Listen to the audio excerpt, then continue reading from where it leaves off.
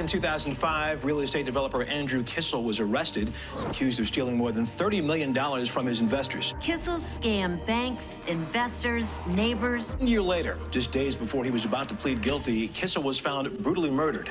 American expatriate Nancy Ann Kissel was convicted of the murder of her husband, 40-year-old investment banker Robert Peter Kissel. It was the question of was she or was she not an abused spouse? We know Nancy and Robert Kissel because of the milkshake murder. Two incredibly successful brothers, but suffering the same tragic fate.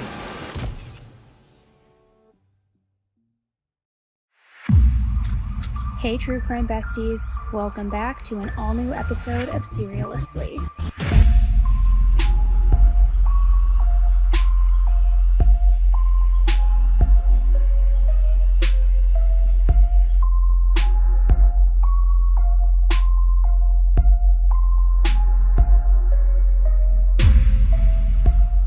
Hey everybody, welcome back to an all-new episode of Serialously with me, your true crime bestie, Annie Elise. Now, the case we're talking about today, I don't want to say that it's a throwback one, but I've never talked about it on this channel, on my podcast, on my YouTube channel. I've never talked about it anywhere.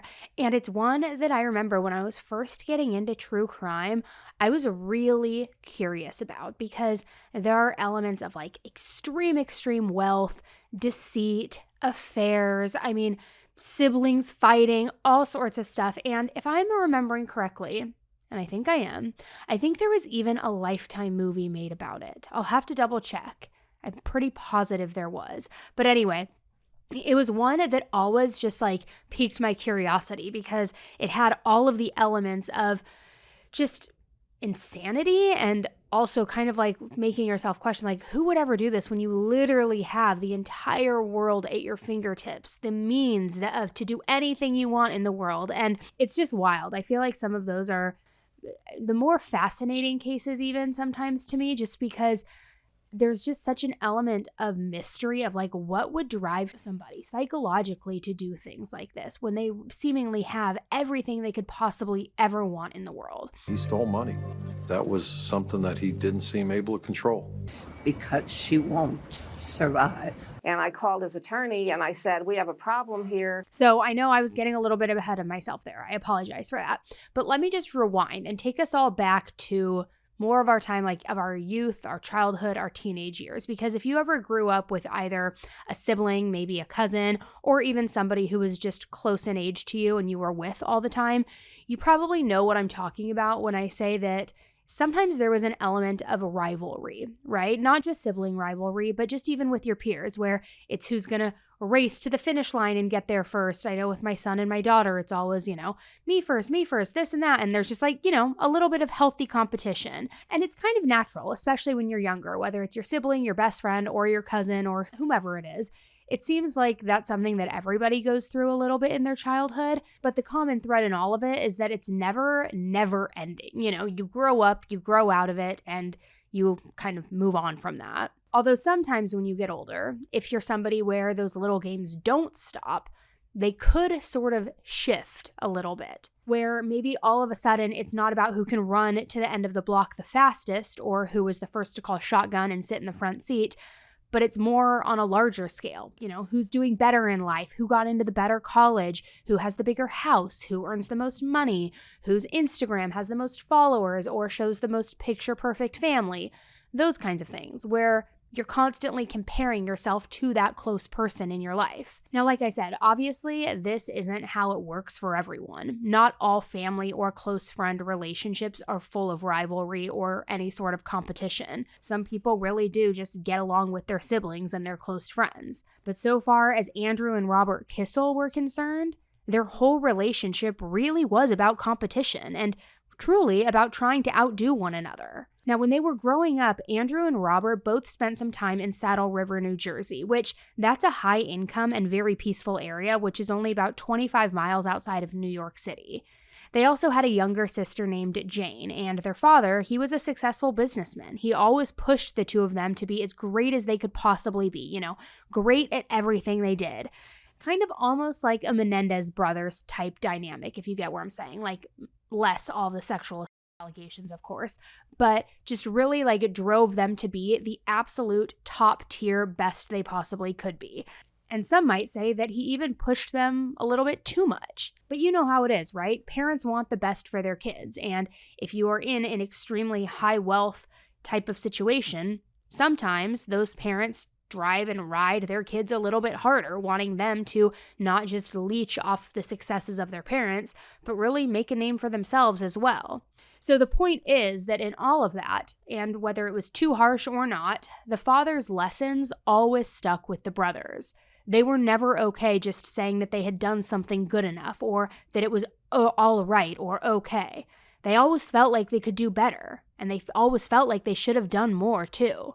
They always wanted more as well, which I have to say is pretty ironic when you really step back and think about it, because Robert and Andrew grew up fairly wealthy, as I mentioned. They never really wanted for anything in life. They didn't need any more money to keep living this stable and comfortable life. They already had it. Yet they still felt, for whatever reason, like they didn't have enough. They weren't rich enough. They weren't respected enough. The people who knew them weren't impressed enough. They also felt like they had to be in competition with one another. Sure, Andrew and Robert loved each other, but Andrew always wanted to be better than Robert, and Robert always wanted to be better than Andrew. And this wasn't limited. This was at everything. Now, Andrew was the oldest, and it's safe to assume that he especially felt a lot of pressure to be the best and, to always really succeed and be the top brother. He didn't want his little brother to be showing him up. But the thing is, stuff didn't come as easily for him as it did for Robert. And sometimes it felt like Andrew could work twice as hard and for twice as long just for Robert to then come in and do better than him without even breaking a sweat over it. Robert was just naturally charming too. I mean, he was charismatic, he was smart, he knew how to talk to people, how to, what did they say? Like grease the elbows or like grease the wheel. I don't know what the expression is. You get what I'm saying? But like he always knew how to like chat people up and get in their good graces and grease the wheels. That's what I mean. Is that what I mean? I don't know. But he was just really good at talking with people. He was good at skiing. He was just charming and smart and really kind of everything that Andrew felt like he lacked. Skiing was basically everything for them. And Rob was an amazing skier. It seemed that whatever Rob did, he did it well. They were competitive. Who could go faster? Who could jump the highest moguls? So Andrew, on the other hand, he wasn't as outgoing as Robert, and he didn't have all of his ducks in a row like his little brother did. However, he did have one thing going for him. Like I mentioned before, he was older than Robert, and by a couple of years. So this meant that while Robert was still in school, Andrew was able to get a head start in life. He was able to start his own business. And maybe by doing that, he could make his fortune before Robert even had a chance to, get going, get off the ground floor. And he did start a few businesses, in fact, until he found his true calling, which was real estate. Now, right off the bat, he was able to use all of his family's wealth and connections to drive right into the deep end of this. He didn't have to work his way up from little sales to big sales. I mean, he started out pretty much right at the top right away. He was buying and selling these huge buildings all over the East Coast. I mean, call it nepotism, if you will, or just family connections. I don't know. But he definitely wasn't starting with fixer-uppers or foreclosures or doing anything like that. He went right out of the gate strong. And on the surface, it seemed like he was really good at it and really enjoyed it. He was making money hand over fist to all appearances and just crushing it. Now, as for Robert, he wound up in investment banking. He also worked for top-tier companies like Merrill Lynch, Goldman Sachs, just kind of a lot of big, heavy players in the space as well. And his job, it took him all over the world, visiting a bunch of different countries. So much so that at one point, he and his wife Nancy ended up settling down in Hong Kong. And their place in Hong Kong was gorgeous. They lived there with their kids. This place had 3 pools. It was just they had a staff. It was just magnificent. They were living life and every single possible luxury that you could ever imagine. Now let's talk about his wife, Nancy, okay? Nancy was a beautiful blonde bombshell, and she really liked to party. She also really enjoyed the finer things in life, obviously. And I gotta say, this is kind of ironic, but personality-wise, Nancy was a lot like Robert's older brother, Andrew. Almost kind of like she was the female version of him. For example, both Andrew and Nancy wanted to be professional artists. However, it didn't really work out for either one of them. So because of that, that's when Andrew got into the real estate development, when he started, going off on buying all the high rises and doing his thing. Now for Nancy, professional artistry didn't work out for her either, but instead of harnessing that and going into her own business, she kind of found a new focus, which was living the high life, enjoying her husband's money, just kind of living all the luxuries that she possibly could. And when I say living the life of luxury, I truly, truly mean it. Her husband, Robert, was making over $3 million per year in bonuses alone. Not even including his salary, guys, just in bonuses. So they clearly had a lot of money to spend, to burn, to buy things with. So yeah, with that, there really was nothing wrong with Nancy enjoying a little shopping spree every now and then. I mean, they certainly could afford it. And it wasn't just the money. I mean, everyone who knew them, even their closest friends, agreed that Robert and Nancy seemed to have just a fantastic, loving, and great marriage. They would spend lots of quality time together. They would go on dates at the golf course. They would go to the health club together. They would, go in these relaxing Roman baths together and just truly connected as best friends and as husband and wife. If you are in Parkview, you don't really have to go out. There's a kindergarten there. There's a big supermarket there. 2 or 3 pools and tennis courts. It's a little like being in a nice resort. So everything seemed perfect for them. However, there was one little problem, one tiny little hang-up that Nancy and Robert didn't really see eye to eye on. And that was the fact that he traveled a lot. He just was not home very often, and Nancy did not like that. And it wasn't just these business trips that were bothering her. It was also these 16-hour days at the office, these endless meetings, the late nights, all of the things, which it does suck to be in a relationship with someone who you hardly ever see. I'm sure, yes, the money is nice, and I'm sure you can't bring in that type of money either if you're not working and hustling and, having all these endless meetings and working long hours. But at a certain point, you're making more than you're ever going to be able to spend anyway, right? So that big paycheck can sort of feel like it's just not worth it anymore. You're losing quality time with your wife, your kids, your family. What are the true priorities? In the beginning, it's all very overwhelming and it's fantastic and it's a great city and you have a beautiful apartment. And then the husband ends up being away much more than he promised. And you spend many nights alone. She never told me about it. It's an expat community, people talk with each other. And if there are problems in a relationship and people hear of it, it's like wildfire. They were very social, they were fun, everything was always perfect. Now, even with all of those drawbacks, Nancy still stuck it out. And it sounds to me, which I'm just speculating, but I think it is a safe thing to guess here.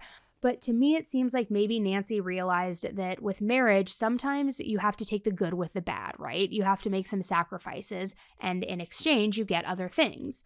For her, even though Robert wasn't around as much as she wanted him to be, it was worth putting up with because she got to live the lavish lifestyle. She got to purchase anything and everything she wanted, and overall, the relationship and the dynamic was still pretty good.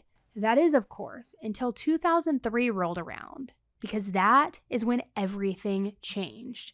In November of that year, Robert did something completely unexpected. He just vanished.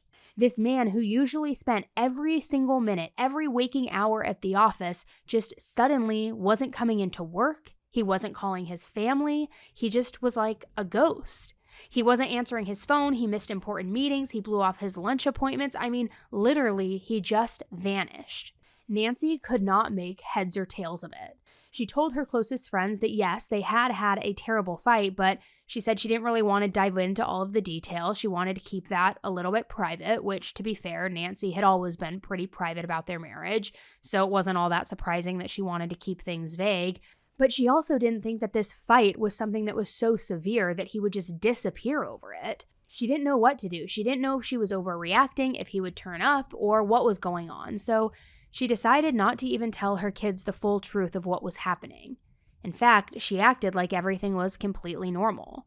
She kept the household running smoothly. She and her staff, her house staff, just kind of went about their usual routines, school, play dates, clubs, sports, the works. And over time, it almost kind of started to become and look like she almost couldn't care less that Robert had gone missing.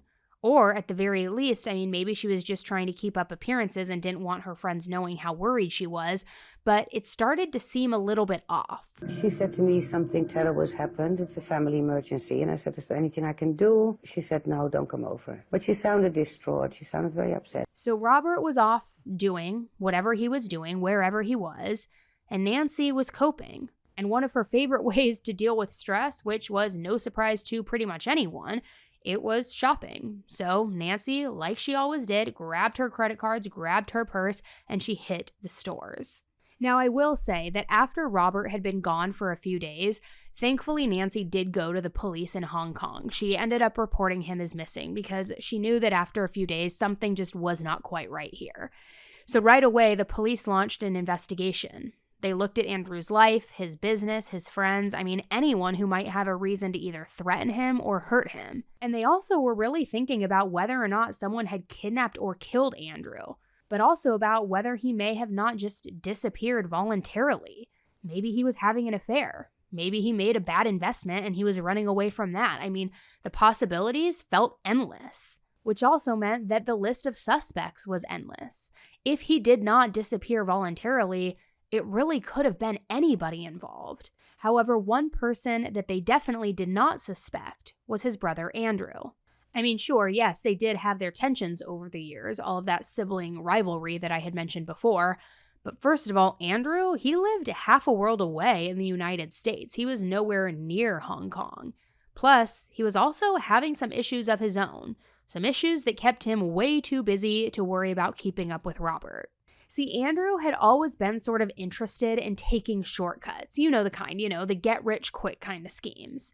And basically, if there was ever a situation where it seemed like he could make an easy buck, Andrew was all in. But even though Andrew was, all money, money, money all the time, he had another side to him too, a family side. He had a wife named Haley and 2 children with her. Now let's talk about Haley because she was also very accomplished. She fit in so well with this whole, Kissel family who were all about pushing yourself, being the best, doing the best. So much so that she had actually been an Olympic-level skier at one point. She also spent some time working as a stock analyst before she got married. Haley was just super smart and came from the same world that the Kissel brothers came from, a world full of old family money. And remember earlier how I said that Nancy, Robert's wife, was a lot like Andrew? Well, Haley was basically the complete polar opposite of Nancy. She was very poised, very reserved, very quiet. And whenever she was out in public, people would just kind of take notice of her true elegance, her demeanor. She wasn't ever flashy or showy like Nancy was. She didn't spend a lot of money. She just was very, proper and old money, but classy and nice. And it's funny how the brothers, total personality opposites, sort of ended up marrying the female versions of each other, right? I mean, it's kind of interesting. It's almost like they did wife swap or something. And you know what? Now that I really do think about it, there was a Lifetime movie about this case, about these brothers. And you know who played Andrew? John Stamos, Uncle Jesse. I totally remember it now, although I don't remember the name. What have you done? I've made us money, Haley. Money? That's it. Yes. And to make money, you have to gamble. And to gamble, you have to take risks. You've turned us and into risks require nerves for and guts. money. But you wouldn't know anything about that, Haley, because you have We're no your guts. family, Andrew. These are your children. So back in 2002, 1 year before Robert had completely just vanished, Andrew and Haley had owned a beautiful unit in one of the best buildings in New York, and they totally loved living there. This was like glitz, glamour, it had every single fixture and furnishing you could imagine. I mean, this place was just luxurious. It was top tier. And after being there for a while, they decided that they loved it so much that owning just one unit, it wasn't enough for them. So they went ahead and they bought 2 more units in the same building. Then they knocked it all down and they combined all 3 of them into this one supersized, beautiful, gigantic home. They absolutely loved it. Not only the finishes, the furnishings, all of that, but again, just the building itself. So as time went on, Andrew even became more involved in the building's operations. At one point, he was even elected treasurer of the co-op board, which, let's be honest, it kind of seemed like a really great fit. I mean, this guy knew money. He had worked with the top firms out there, like I mentioned, Merrill Lynch, investment banking, all of the things. So everybody had figured that if he had gotten himself that rich, that he would also surely be able to handle all of the business finances, right? I mean, it was a no-brainer. However, when Andrew got into this position, something just sort of shifted. He didn't just see it as a responsibility. He also saw it as an opportunity. See, being the treasurer meant that he now had control over how the HOA fees from the residents were being spent. You know, when you pay into an HOA, if you're in a community, it goes to lawn maintenance, gate, upkeep, whatever it may be, paint, possibly. So now that he was the treasurer, he was able to really make those decisions. What are all of these HOA payments going toward? And I don't know the exact payment for his building, but I will say the HOAs in New York are insane. And it varies area to area, right? State to state. But let me just kind of level set for a minute. So I think right now in California, where I live, I think my HOA is, I want to say maybe like $200 a month. Okay. Maybe $300. And I think it's $200. Or maybe it's $2 and some change. I don't know. It's something between $2 and $3. I don't know the exact number. But anyway, that goes towards like the things I just mentioned, you know, upkeep, this and that, all the little things that go into an HOA. However, when I lived in New York, I wasn't paying an HOA because I didn't own in New York because it feels like impossible to own there. It's so expensive. However, the building I was renting in, I just got curious one day and I was like, what would it cost to buy one of these units? First of all, the apartment I was living in, it was going to cost me like $2 million to buy it, which, couldn't afford that. But then I looked at the HOA fees. The HOA on top of the mortgage was $1,700 a month. This was also back in 2019. I looked recently and it was like $2,700 a month. So that's money, that's like a rent payment or a mortgage payment on its own, right? So like there is a lot of money in New York just going into these HOAs. And because you think about it too, unless you're living upstate or living in a brownstone, it's pretty much buildings that people live in. These really nice apartments, but buildings. So there is so much money just getting funneled through the HOA. And the reason I wanted to bring all of that up is to just kind of remind you as I'm talking about this, how much opportunity that was, because now Andrew was controlling all of the HOA that comes in every single month, all those fees. And not only that, but he was also responsible for how it's going to be distributed, where it's going to go, what they're going to use that money for. So it's a lot of money and it's a lot of responsibility. Even though that was a long-winded explanation, you get what I mean. So now he had a lot of freedom in how he managed things, what contractors he would hire, what he would pay for. And with power comes great responsibility, right? And this is where things started getting a little bit shady.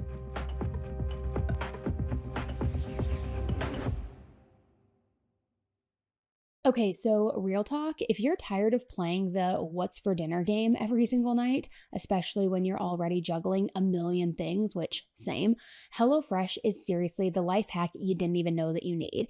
It totally takes the stress out of dinner. No last minute grocery runs, no scrolling Pinterest for a recipe that you'll end up giving up on halfway through if you're anything like me. You just check your fridge and boom, dinner is basically done for you. And get this, they have over 50 wholesome, no-fuss meals that you can pick from every single week. So whether you're craving something cozy, something light, or something just a little bit different, you have options. I love that you can mix it up every week and it never feels boring. Also, if you're ever in a serious time crunch, which again, same, HelloFresh has these new ready-made meals that are literally ready in 3 minutes. It's like all the quality that you would expect, but none of the chopping, none of the dishes, the work, the thought, all of it. You just heat it up and you eat it. So whether you're into quick meals, minimal cleanup, or just not having to think about what's for dinner, HelloFresh kinda covers it all. That's why it's named America's #1 meal kit. So get up to 10 free meals and a free high-protein item for life at hellofresh.com/AE10FM. 1 item per box with active subscription. Free meals applied as a discount on first box. New subscribers only, varies by plan. That's up to 10 free HelloFresh meals. Just go to hellofresh.com/AE10FM. That's hellofresh.com/AE10FM.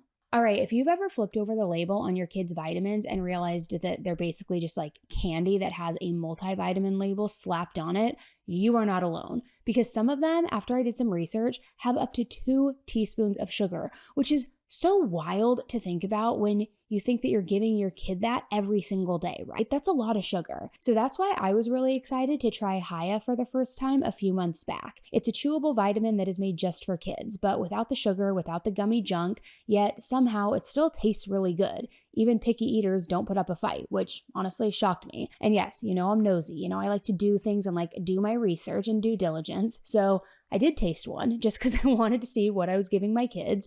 And it's kind of citrusy, but really mild. It's not chalky at all like I expected. Plus, the kids get this adorable reusable bottle with their first order. It comes with stickers so they can decorate it however they want. And my kids loved that. They took it very seriously. It was almost like a competition. Emmy's was pink. It had Barbie stickers all over and she loves it. So we've worked out a special deal with Haya for their best-selling children's vitamin. Receive 50% off your first order, but to claim this deal, you must go to hayahealth.com/AE. This deal is not available on their regular website. So go to hayahealth.com/AE and get your kids the full body nourishment that they need to grow into healthy adults. hayahealth.com/AE.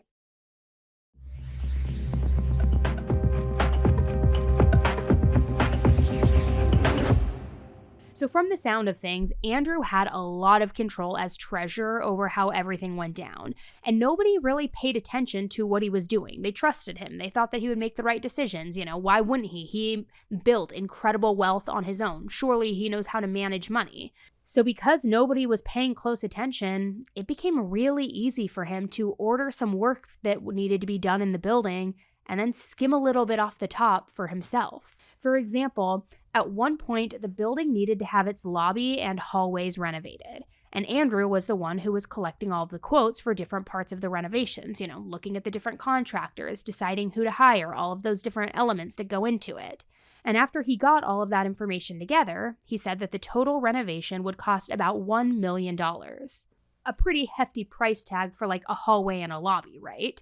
But here's the thing. Once the work was finished, the people who lived in that building were not at all impressed. They had a certain idea in their minds of, what a $1 million renovation would look like, what a $1 million hallway would look like. I mean, it should be floor-to-ceiling marble, true 14-karat gold inside of it, right? I mean, that is so expensive. And what everybody was looking at kind of just frankly looked cheap. So they were all wondering how in the hell this renovation could have possibly cost as much as Andrew said that it did. Yet still, they trusted him. I mean, after all, he also lived in the building, just like them. He certainly didn't want to live in some crappy, cheap-looking building. Plus, he was their neighbor, maybe even their friend, so why would he ever lie to them? So nobody questioned it. And he got away with it. And that hallway and lobby project was just one scam that he ran, one of the many. I mean, Andrew was doing this over and over again with all kinds of different work projects in the building. And get this, over the course of his time as the co-op board treasurer, Andrew managed to steal millions, multiple millions, because he basically stole from every single project that he worked on. There wasn't a single renovation or a single repair that he handled in an honest way. He always skimmed money off the top. Now, what's so crazy to me in all of that, and maybe it's just an illustration of how much wealth is in New York, but how does somebody manage to skim multiple millions of dollars without anybody even noticing? That is so insane to me. I mean, that's a life I want to be living, to where I can't even notice that money is missing. Can you imagine? Can you imagine? Which that's what honestly kills me about these cases that we talk about, because it's you literally had everything in the world you could possibly want. And I say that loosely. Everybody has issues, right? Money doesn't buy happiness, but that's a lot of money. I think that could buy a lot of happiness for somebody. So to throw it all away, it's just, I never will understand it. Now, what I will say is that eventually, even though it took a while, the board did notice that there was some money missing. And they did end up tracking everything back to Andrew. And when they did, he kind of just fessed up. But he also begged them to not go to the police. He said, I'm sorry, I have a family. You can't do this to me. We're friends. I'm so sorry. I promise I'll pay it back. I was just stuck in a bind. It'll never happen again. And because he was begging and pulling the friend card and acting so sorry and remorseful, it's pretty wild, but it worked. The board actually agreed not to press charges against Andrew. They agreed to just let him off the hook as long as he eventually paid the money back. So that's what he did. He stole money. That was something that he didn't seem able to control.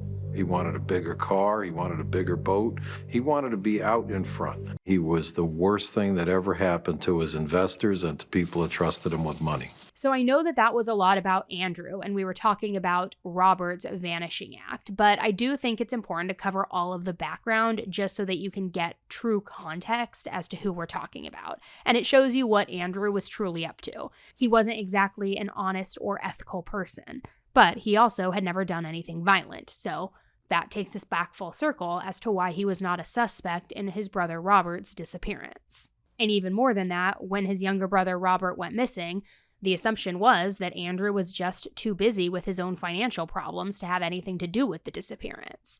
So instead, the police started their investigation at the last place that Robert had been seen, his apartment. And right away, they noticed that something was off. There was this strange, almost sour smell that was super, super intense. But as they kept looking through the apartment, nothing particularly alarming jumped out at them. At least, not right away. But it's helpful to keep in mind that the search actually did take a really long time, which honestly probably shouldn't be that surprising because I talked about how luxurious this apartment complex was, right? I mean, it was massive. On top of all of the other glamorous features that were within it, there was also a ton of extra storage, a ton of room, including an extra storage area somewhere else entirely in the building. So of course, because of that, the police wanted to search that area too, and they wanted to see what they could find, if anything, inside of it. Well, as it turns out, right away, they saw boxes of things that looked like they could have belonged to Robert, almost things like clothing. However, they had blood all over them. And remember the smell that those officers had noticed inside their apartment? Well, there was that same odor in this new area. The only difference was it was 10 times worse in this area. The place just reeked. So finally, after the police sorted through the stuff in the blood-stained boxes, they noticed that there was a rolled-up rug, like a rolled-up carpet-style rug in the back corner. And I'm sure a lot of people's minds are going to a worst-case kind of direction right now. We know this is not a good sign. If you've got a bad odor, a rolled-up rug, pretty safe bet that there's a body inside of it, right? And sure enough, when the cops pulled that carpet out and unrolled it, Robert's body was stuffed inside. And not only that, it looked like he had been dead for days. Even more, his skull was completely bashed in, which, let's just be real, that would have taken some effort because Robert was a pretty big guy. So whoever had done this to him, it had to be somebody who was incredibly strong. It was also very clear that this was intentional. He didn't say, trip and fall and hit his head badly and then somebody tried to cover it up because it was an accident. In fact, even before the police were able to order an autopsy, they could just tell by looking at his head injuries that he had been bludgeoned to death. But the question, of course, in all of this was, who would have done this? Who would want Robert dead? One early theory was that Robert got wrapped up in some sort of bad deal at some point. I mean, the business decisions that he was making were all for like millions and millions of dollars, so it was all very high risk, high reward, that kind of situation. So if, say, Robert somewhere along the way maybe pissed off the wrong person or lost too much money, and somebody was angry about that, could they have decided to take matters into their own hands? I mean, it wouldn't be the first time where we've heard a story where business matters became personal very, very quickly. Another similar theory was that maybe Robert had gotten mixed up in the wrong crowd. Because again, he was dealing with huge amounts of money, I mean millions of dollars. So when you're making these power moves, it's not hard or difficult to get wrapped up in different shady groups or even possibly organized crime groups. He did have ties back to New York and Jersey as well, so was there some sort of connection there? So the next theory that went was kind of like, even if Robert hadn't lost anybody's money and he did everything exactly right, he might have just been involved with the wrong sort of people. And because of that, it could have just put a target on his back. So basically, there were a ton of possibilities. It really was endless. And this next part might be pretty shocking to hear, but just 2 hours after his body was found, at 2:41 a.m. on November 7th, 2003, the police arrested his wife Nancy for his murder. And if you're wondering, okay, how did the police manage to solve this case so quickly after, a whole whopping 120 minutes when they had no idea how he had vanished, who was responsible, anything that was really, included in a true investigation? Well, it's because Nancy, his wife, did a really piss poor job covering her tracks. I mean, clearly she had absolutely no idea what she was doing when it came to getting away with murder, which, you know it. I love to see it. I love to see when this happens. Now, remember that weird smell that I mentioned inside the apartment? Not even the storage area, but inside the actual unit? Well, it turns out that Nancy had been sleeping in the same bed as Robert's corpse for days after he was killed. Literally, right there in bed with his body, sleeping next to him. And remember that shopping trip that she went on to, cope with him disappearing and him missing because shopping was how she always dealt with her stress? Well, she wasn't just out buying new outfits or new jewelry. This shopping trip was very specific because one of the things that she purchased was a rug. She also picked up some cleaning supplies and all of the things that she would need to really clean up after her husband's murder. Then she went home. She told all of her house staff, her maids, her housekeepers, everybody, nobody is allowed to set foot in my bedroom under any circumstance. In fact, the entire time that Robert was missing, nobody was allowed in that bedroom. And as it turns out, it's because she had a lot of cleaning up to do. See, the police believed that Nancy had actually smashed Robert's skull in with this really heavy metal sculpture. Something from their own home, something they had collected, something that was probably sitting right there out on their mantle. Now, you also might be thinking, okay, well, Annie, you said that he was bludgeoned so bad that it had to be somebody incredibly strong, somebody with a lot of force behind it. And it's not like Nancy was like some bodybuilder or super buff, right? Well, apparently, she was able to take her time and not worry too much about him fighting back or getting away from her. And that's because, according to the investigators, Nancy had drugged Robert on the night that she killed him. More specifically, she made Robert a milkshake, acting like she was this kind, caring wife doing something sweet for her husband. All the while, though, he didn't even realize that she had put sedatives inside of it. And here's where it gets even more messed up, if you can believe it. Nancy didn't serve Robert this, drugged milkshake all by herself. In fact, she had her 6-year-old daughter deliver it to him, knowing he would never turn down something that his 6-year-old daughter gave to him. I mean, obviously, he wouldn't want his own little girl to feel bad, so here she comes in saying, Daddy, I made you a milkshake, this is for you. Of course, he's going to be like, oh my gosh, thank you, sweetie, and whether he drinks the whole thing or a couple sips, he would never suspect anything weird about that. But that was all part of Nancy's plan. She wanted to elicit this, whatever it would be, this innocent type move on her daughter and prey on her daughter's innocence, in my opinion, to deliver this milkshake that would put him incapacitated to where then she could, execute her sinister plan. And in fact, Robert's neighbor Andrew, not to be confused with his brother Andrew, was actually over at their apartment when this all went down. His daughter had been playing with Robert's daughter, and he actually drank some of that milkshake too. And he later said that he felt a little bit weird and a little bit groggy for the rest of the night. He even said that his wife could tell that something was off with him, almost like he was, mentally in another world and could barely interact with her. Which, think about that. If he only had a couple of sips and that's how he was acting and what his wife noticed, then how was Robert doing? How out of it was he? I guess it didn't really matter, though, how he was doing, because not long after he completely just passed out, Nancy bashed Robert's head in, literally bashed his brains in with this heavy metal sculpture. And when everything was done, the entire bedroom was completely drenched in blood. It was on everything, so much so that she needed to buy new bedding, she needed to scrub the walls, she needed to scrub the floors.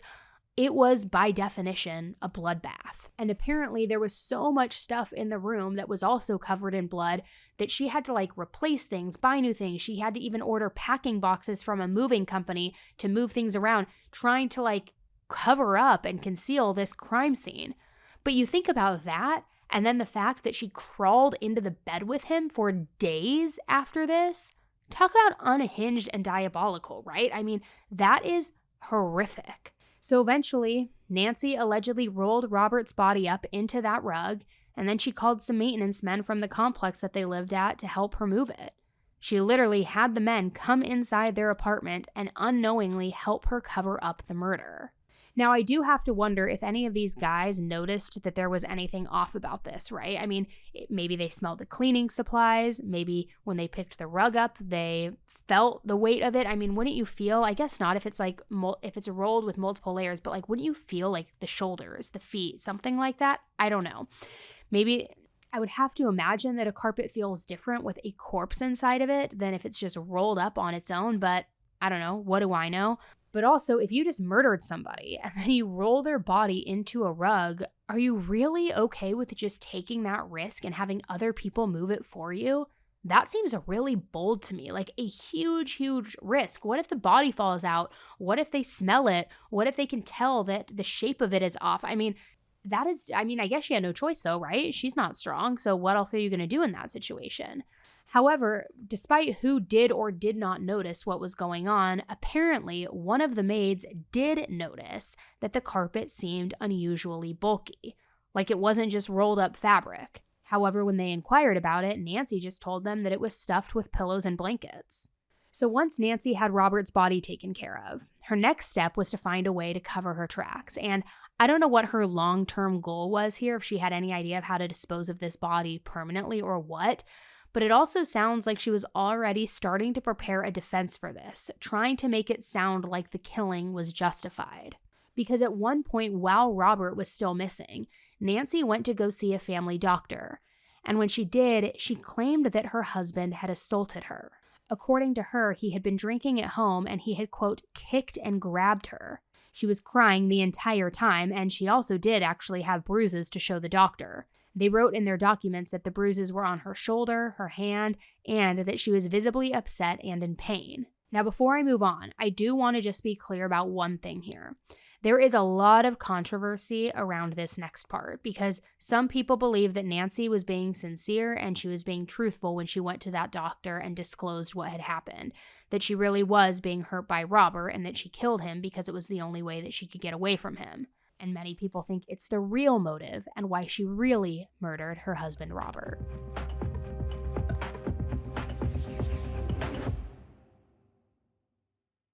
Today's episode is sponsored by BetterHelp, which, let me just say this, guys, let's be honest, therapy can feel like a really big step, also a big investment. But when you think about how much we prioritize our physical health, through gym memberships, meal plans, supplements, it makes sense to invest just as much in our mental well-being too. And what I love about BetterHelp is that it makes therapy feel accessible. Traditional in-person therapy can cost anywhere from $100 to even $250 per session, but BetterHelp offers a more affordable alternative. You pay a flat fee for weekly sessions, which can end up saving you up to 50%. That's huge. And it fits into your life without needing to rearrange your entire schedule or the commute time there and back. I mean, it just makes it so easy. With over 30,000 therapists available, BetterHelp has helped over 5 million people worldwide. Whether you're dealing with something specific like anxiety or just feeling overwhelmed by life in general, therapy can help you build real coping tools, set boundaries, and just feel more like yourself again. Your well-being is worth it. Visit betterhelp.com/AE to get 10% off your first month. That's BetterHelp, HELP.com/AE.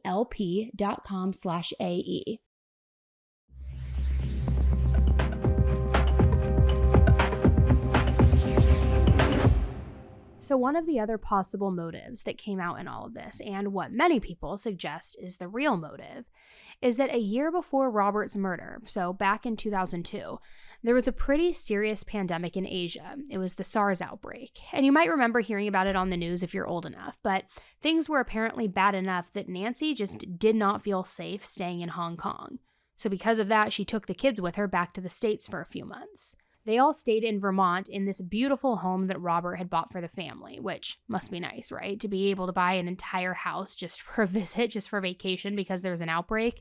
But Nancy had really big plans for this house, and she eventually wanted to live in this house full time. So because of that, she wanted to make it nice. She wanted to do renovations. She wanted to get it up to her standards. She wanted to just make it her home. So as she was getting all of the potential renovations in order, she hired an electrician named Michael Del Priore. Michael was going to come and do some work around the house. And Michael very much wasn't the sort of person who Nancy usually spent a lot of time around. I mean, he wasn't rich, he didn't live the high life, he didn't usually rub elbows with that kind of crowd. In fact, he lived in a trailer and he had a super laid-back attitude. So he was night and day different from Robert, who, you'll remember, was this wealthy workaholic. Well, for whatever reason, there was an immediate spark between the two of them. Nancy enjoyed Michael's company, she liked being around him, and when she found out that he had a daughter, she even offered to set up a play date with her own kids. So things first started with more of a business relationship, with Michael doing work for Nancy. Then they became friends. But then, in a real, opposites attract kind of situation, they started having an affair. A tale as old as time, right?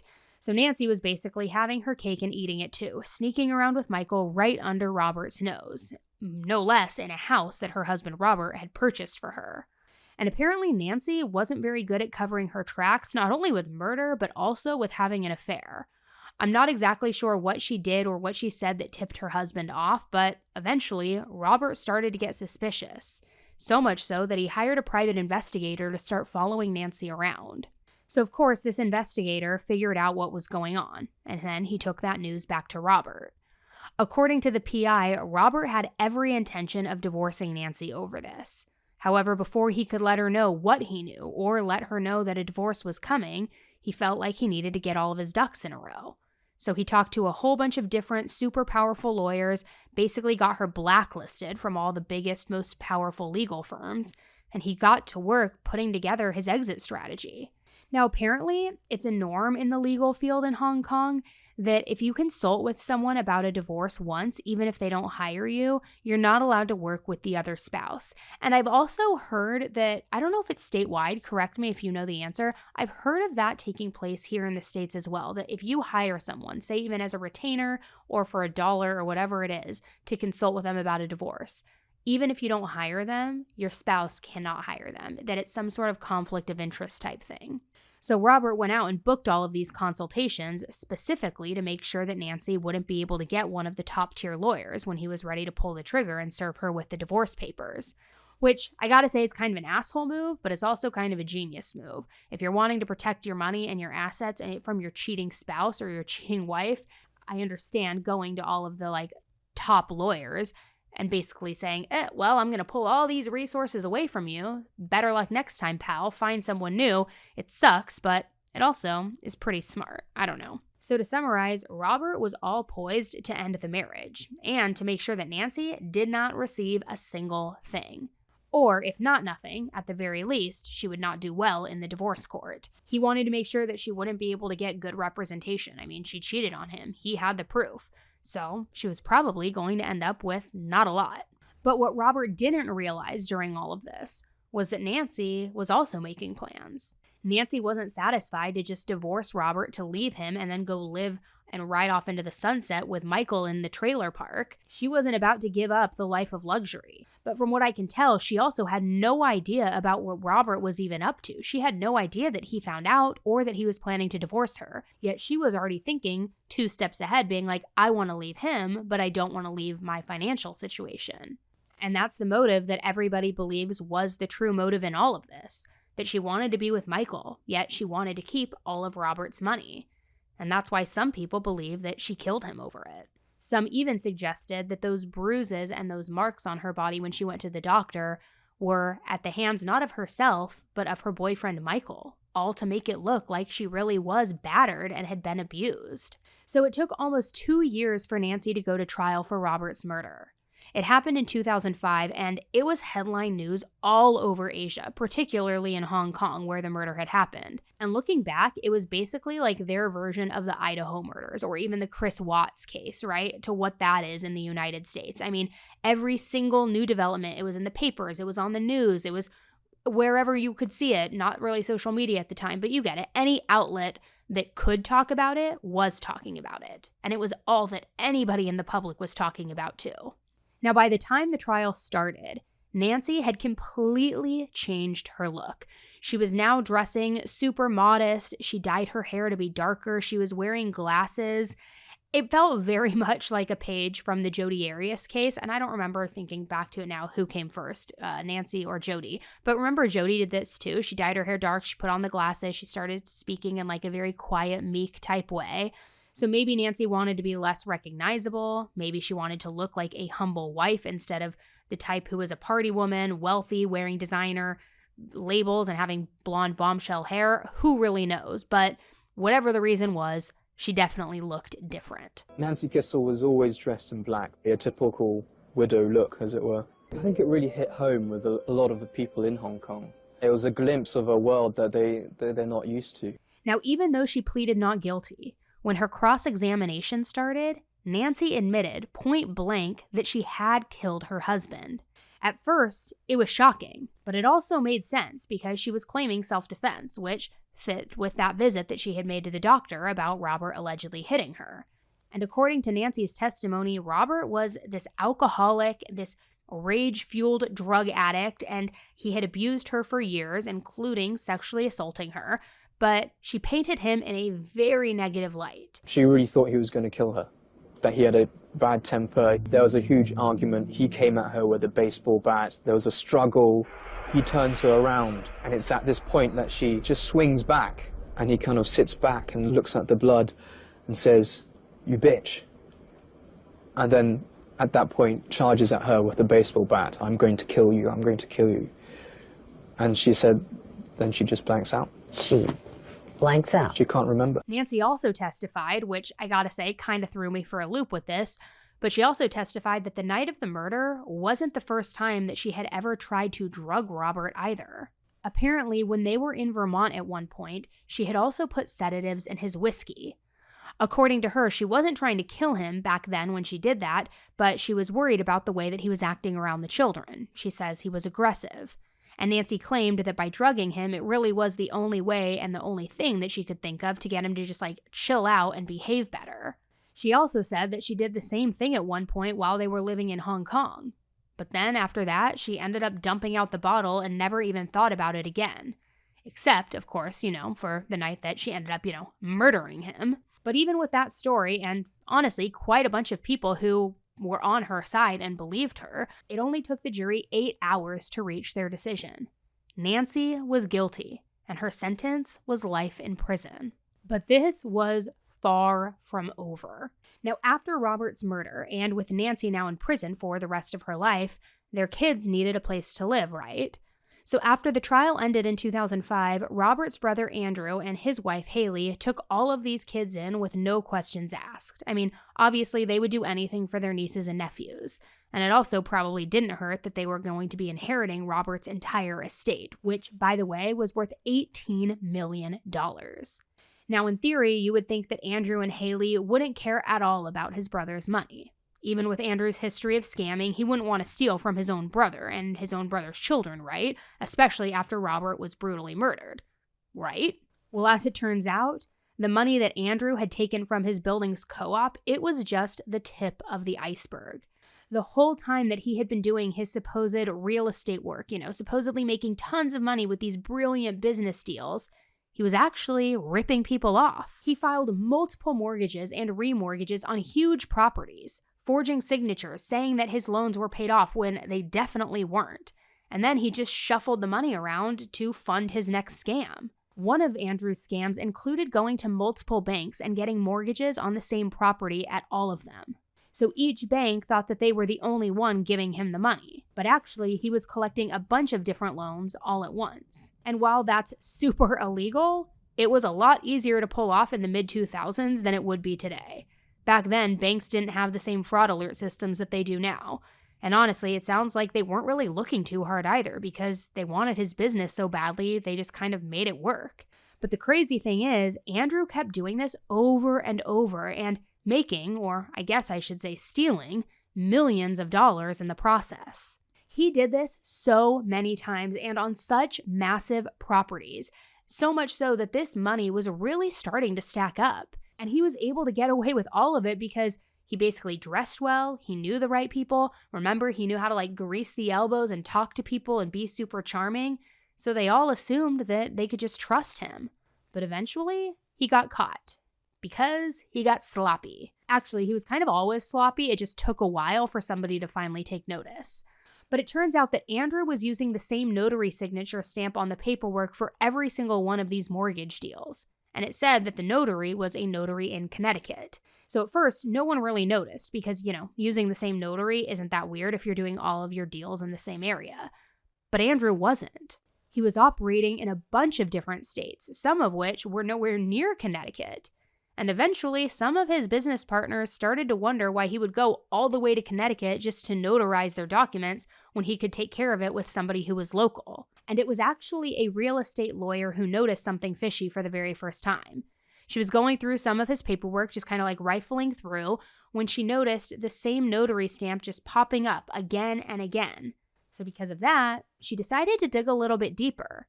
And as it turned out, Andrew had never gone to a notary at all, not even this fake Connecticut one. It turns out he had stolen the stamp from the actual notary, and then he had been using it to make all of these fake documents look legit. Because the first transaction was unusual in that a mortgage showed up at the last minute that shouldn't have been there. When the second transaction came up, and initially there was no mortgage on the record, then there was a mortgage, we ultimately obtained copies of all of the releases in the 2 chains of title on these properties and noticed that there were the same notary used for multiple banks, which is impossible. Sure. Had you ever seen anything like this before in your experience? Never. Not in this extent. What was the first thing you did when you realized that something was wrong? Well, I contacted his attorney and I said, there's a problem here. I had called one of the banks that supposedly had released the mortgage, and they said, oh, the mortgage is alive and well, and the balance is $5 million and change. And I called his attorney, and I said, we have a problem here. We cannot go ahead and fund this loan. It was going to be a new loan of $6 or $7 million. And he communicated then with Mr. Kissel, who ultimately said to him, well, just pay it off, and because there was going to be enough money from this closing. And I said, no, we're not going to pay it off. The closing is adjourned. So it's probably no surprise that by March of 2006, Andrew and his wife were behind on rent, and it was now looking more and more likely like they were going to lose their home entirely. Haley and Andrew's marriage wasn't doing very great by that point either, and it was looking like Haley wanted out. She had sort of gotten sick of all of Andrew's lying and scheming, and because of that, this was a huge blow to Andrew. His mental health was taking a pretty big beating. It seemed like he was sort of broken, beaten down, and almost like the walls were finally closing in on him. And remember that whole mortgage fraud scheme? It was so bad that the FBI got involved with it, and they had all of the evidence that they needed to prove exactly what he was doing. So, he was officially charged with $25 million worth of fraud in 3 different states. There was no escape. There was no getting away from these consequences this time. So Andrew accepted a plea deal that would have him serve 8 to 10 years in prison. However, he never made it to court to formally offer the plea, because just a few days before he was supposed to show up on April 3rd, Andrew was found dead inside his own home. He had been stabbed to death, and he was left behind in a pool of his own blood.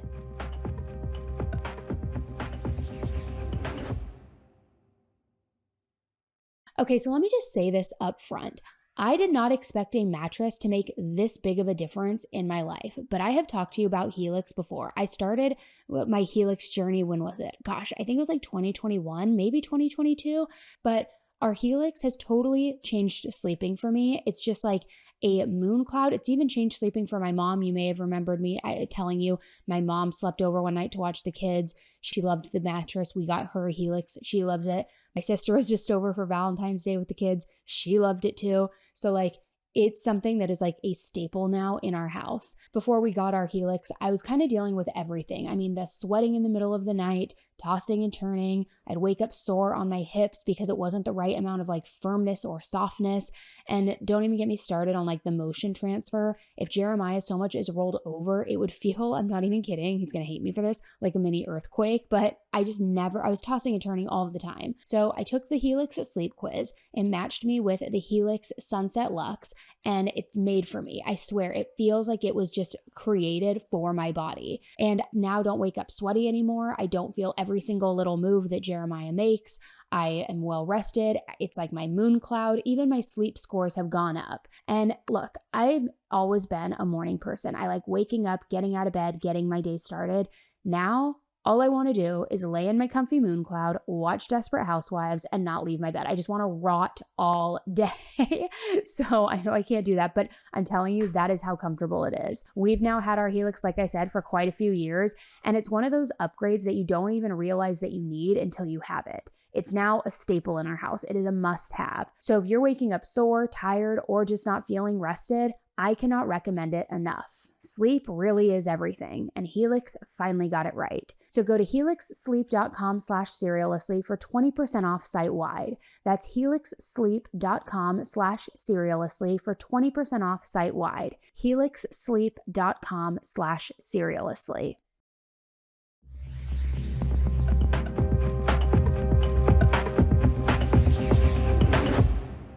So Andrew was now found inside his home, stabbed to death. His body was found by some movers that he and his wife Haley had hired. They were supposed to move out of their home that day and be out for good, and the movers were supposed to pack up the last few things that were still inside. But instead, they found Andrew in his basement, tied up with zip ties and duct tape and, of course, stabbed multiple times. The scene was insanely messy and just violent, which made it seem very personal. It was clear that this wasn't some sort of random break-in gone wrong. But who would want him dead? Well, there are a couple of theories. The first was that Andrew might have taken his own life and then staged it to look like a murder. I mean, he was definitely not in a good place, emotionally or mentally, when he died. Definitely not. He was about to go to prison. And on top of that, he had spent his entire adult life trying to seem like a success, like he was super accomplished. And now he was completely exposed as a fraud. So maybe that left him feeling like he had no good options except to die. Except, of course, it's pretty hard to stab yourself to death multiple times. At a certain point, you would be hurt enough, or you would hit, the wrong artery enough that you would have lost enough blood that you wouldn't be able to keep driving the knife in. I mean, unless you're Ellen Greenberg and people think that she did that, which that's a whole, if you haven't heard that case, I'll link it in the show notes, but people actually believe it's a suicide, which is insane to me. But what I mean by that is, if you're stabbing yourself multiple times, at one point, you're going to be too weak to continue, or you're going to hit something that's going to paralyze you or create massive blood loss, something. So that, not to mention the fact that his hands were zip-tied together, literally. I mean, it would have been absolutely almost impossible for Andrew to kill himself this specific way. Not unless, of course, he had help. So another thought, and another theory, was that Andrew might have taken out a hit on himself, had other people do it, but he was still the one responsible for the plan of it all. Because again, maybe he didn't want to go to prison, maybe he didn't want to face the music, maybe he didn't see any other way out except for death, but also, most likely because he didn't want his children to know that he had died at his own hands. So people think he arranged his murder, basically all for his family's peace of mind. Some people also suggested that it could have been almost like an Aaron Hernandez type situation where he wanted to, and this is all alleged with Aaron, but where Andrew might have wanted to stage it as a murder rather than him being the one who planned it, so that the financial element would be protected, so that his family would get the life insurance policy, that they would still be financially taken care of. So it seemed to make sense, and the cops entertained that theory for a while. But ultimately, they just felt like it wasn't right. It sounded way too elaborate. And frankly, even if that theory was true, and Andrew had gotten himself murdered, that is still a crime. It's not like you get a get-out-of-jail-free card for somebody murdering you if you hire someone to kill you. Like, it just doesn't make sense. So either way, whatever the motive was, this case, it still needed to be solved. Especially because with all of the people that Andrew had ripped off over the years, the suspect list, it was very long. Ann Bremner? Yeah, I look at this case, Nancy, the Kissel of death. Where did it come from? Anywhere. The mob. That's bad. I know, but I had to say it. But the mob, the hookers, the dopers, everyone he swindled, his neighbors, his friends, his business associates, strangers in business. Everybody who did not want to kill him, raise your hand. Oh, everyone wanted to kill him that he knew. Everyone's a suspect. Nobody's a suspect. Nancy, everyone's a suspect, and everyone's a suspect that knows this guy. The investigation went on for years. But in 2008, the police finally zeroed in on a suspect in Andrew's murder. It began with a routine search since the investigators didn't have any real leads to go off of. They were kind of just like looking at his friends, his family members, his employees, everyone. And at one point, they searched the home of his chauffeur. His chauffeur's name was Carlos Trujillo. Now, this search was about a year after the murder, so around 2007. And when they searched, the investigators didn't find anything very interesting or notable. I mean, at least nothing that stuck out as notable at first. They did, however, find a credit card that was not in Carlos's name.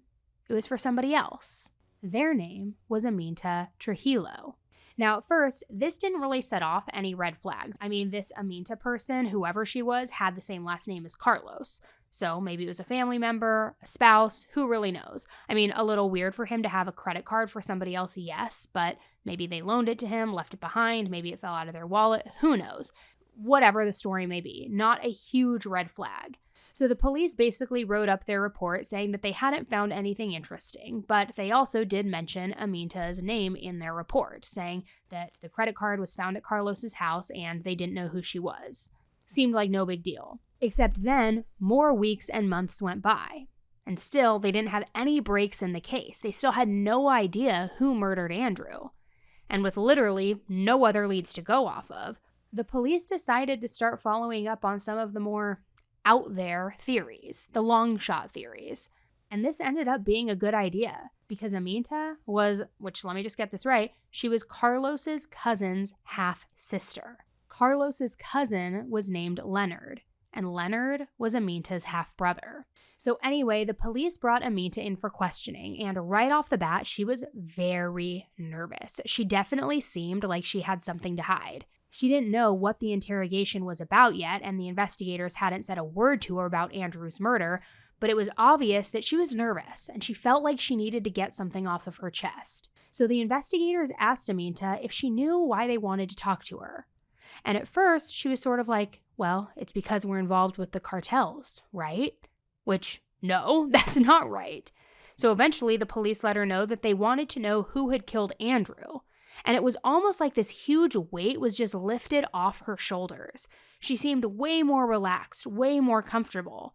And she told the police very kind of casually and calmly, like, oh yeah, of course, my half-brother Leonard had killed Andrew, along with Carlos and another of Carlos's cousin, Jair, which was a bizarre revelation in and of itself because whatever this family was apparently doing with the cartels, it was serious enough and violent enough that in Amita's mind, one single murder was like small time. Like, oh yeah, let me just tell you, let me just get it off my chest. And she was nervous about something completely unrelated. It's almost as though she thought she was getting off easy by admitting to this like one smaller, more minor crime, which I can only imagine what had her so nervous at the start of that interrogation in comparison. And I don't want to go near that. So as it turned out, this family had all been pretty heavily involved with Andrew's scams and all of his, scheming and pyramid scheming, whatever it was. They had been laundering his money for him. And when the authorities started investigating Andrew, and then when he struck his deal, that made Carlos and the other people who were involved feel really nervous, like he was going to flip on them and share some names. More specifically, they were afraid that not only would Andrew name them, but name them as collaborators, and then they would all get arrested as well. So, rather than risk going to jail for financial crimes, they decided to commit a much more serious crime, and they decided to murder Andrew. Carlos was charged with both murder and attempted murder, but he was acquitted of the murder charge. Apparently, the jury just did not think that there was enough hard evidence to prove that Carlos was the one who did it. But the attempted murder charge, it didn't go so smoothly. The jury was deadlocked, unable to reach a decision. So the judge had to declare a mistrial on that count. In the end, Carlos decided to take a deal. He pleaded guilty to the attempted murder charge, and he was sentenced to 6 years in prison, minus time served. Once he served his time, he was deported back to his home country in Colombia. Now, as for the cousin Leonard, he took a plea deal. He admitted to manslaughter and conspiracy to commit murder.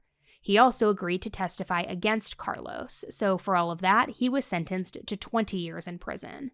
It's not entirely clear to me what happened with the other cousin. I've done a lot of research and I don't see any sign that he was ever taken to court or convicted of anything. So I don't know if that means that the police ended up deciding that maybe they didn't have a strong enough case against him, or if maybe there was some other factor at play there. I don't know. But either way, now you have these two brothers who had always competed against each other their whole lives, but who really, arguably, had everything at their fingertips. But now they were both murdered by people who they knew and people who they trusted. Now, going back to Robert and his wife, Nancy, she is still in prison, but she has certainly tried to file every appeal that she can think of. Her lawyers argue that her trial was unfair because, according to them, there were issues with how the evidence was handled and the jury didn't get the full picture. And in 2010, after 5 years in prison, Nancy managed to actually get her conviction overturned on an appeal. The court ruled that there had been procedural errors in her original trial, and that gave her a chance at a retrial in 2011. During the retrial, the arguments were basically the same. Nancy and her lawyers still said that she had killed Robert in self-defense, and the prosecution still said that she was just greedy, that she wanted to get out of this marriage while still getting her hands on Robert's money. And once again, the jury found Nancy guilty of murder. So she was sentenced to life in prison for a second time. And here's what her mom and her stepdad had to say after the sentencing. Make sure that Nan gets medical, physical, and psychological help from professionals because she won't survive if she doesn't. Shocked at the outcome. Can't conceive of the mindset of the jurors that could listen to that evidence for 10 weeks and come away with that belief. Just can't even comprehend that. But all in all, I think it was a fair trial. Now get this. Apparently, for years after the murder, Nancy stayed in touch with Michael, the electrician, the handyman, the man that she had this affair with. Every single day, she would write to him, and these letters were multiple pages long, sometimes 5 full pages of just like love letters to him, which I can't imagine what was going on in prison that was worth writing 5 pages over, but she did it every single day. Eventually, Michael started seeing somebody new, though, and then he got married, but that didn't stop these letters from coming through. It was almost like Nancy was obsessive, and also, if I'm being honest, kind of a little out of touch with reality. I've done quite a bit of research, and I haven't seen anything about her being diagnosed with any kind of mental health condition, but between what went on with her and Michael and the comment that her mother made in that interview about needing mental health treatment, I do wonder if through all of this, maybe Nancy was dealing with some type of issues around, delusion or some other problem. I don't know. Maybe I'm also reading too much into a few details. I don't know. It's hard to say. Whatever was going on with Nancy, though, it is wild to think about murder striking the same family twice for completely unrelated reasons. I mean, what an absolute tragedy. Now, the good news is that from what I can tell in my research, Robert's kids are okay. Apparently, the one surviving sibling, Jane, got custody of them after Andrew's murder. And ever since then, they have been living what I hope is a very quiet, safe, and happy life, away from all of this trauma and all of this violence. The Kissel family's murder story is a brutal reminder that you never know what is happening behind closed doors, even in what can seem to be the most perfect lives. It's all Instagram filter, social media these days, right? So you never know what truly is happening, and more than that, you never know what's real. You don't know if somebody has it made. You don't know if they're super happy in their marriage. You don't know what struggles somebody is facing. So even though it can be really easy for us to compare our lives to other people, whether it's a family member, a friend, or a stranger on the internet, this is just a reminder that you don't really know the full picture. And chances are in a lot of the situations, you are probably way better off than a lot of the people that you're idolizing. So just take what you see with a grain of salt. The wealth, the success, the insane houses, it didn't protect Andrew and Robert from the super dark realities of greed and betrayal. It doesn't really protect anybody ever, right? So, I don't know. Food for thought, guys. That's me on my soapbox for my little outro there. Just don't compare yourself to other people because you never really know what the reality is. All right, guys. Thank you so much for tuning in to another episode with me. I'm going to go watch that Lifetime movie because I know I've already seen it, but I want to watch it again now. I just want to watch it back. And who's the actress that's in it? Who is it? I think I'm probably wrong, but I want to say it's the girl from Bridesmaids. Why can't I think of her name? The brunette one. What's her name in Bridesmaids? You know, the one who's like super prim and proper and who, I can't think of her name. I think that's her. I think I'm wrong, actually. No, I think it's the girl from The Craft, now that I think about it. Way off. Anyway, I'm going to go watch that. Let me know if you guys have seen that too. This case was wild, but thanks for tuning in with me. I'll be back on the mic with you first thing on Thursday with headline highlights, where we are breaking down everything happening this week in true crime. Don't miss it. And then I'll be back with you for the deep dive Monday. All right, guys, thanks for tuning in. Until the next one, just get a divorce. Be nice. Don't kill people. Don't join any cults. And just be a good human. All right. Bye, guys.